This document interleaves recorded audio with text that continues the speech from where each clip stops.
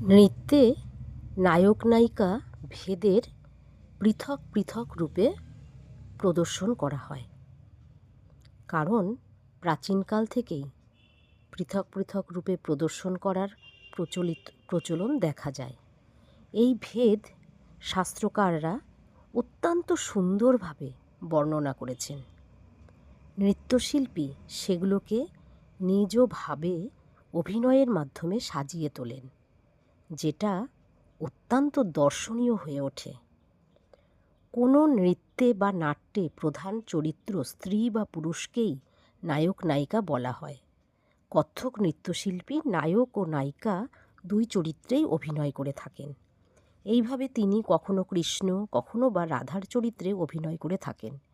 নায়ক নায়িকা ভেদ দ্বারা চরিত্রের ভূমিকা এবং অভিনয় স্পষ্ট হয়ে ওঠে। নৃত্যশিল্পী সেই চরিত্র সফল রূপে অভিনয় করতে পারেন। শাস্ত্রকাররা সমস্ত নায়ক নায়িকাকেই কিছু শ্রেণীতে বিভক্ত করে থাকেন। একেই বলে নায়ক নায়িকা ভেদ।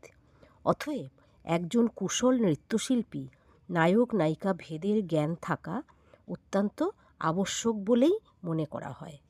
কারণ একটা নৃত্যশিল্পীর জ্ঞান থাকা উচিত যে নায়ক নায়িকা ভেদ জিনিস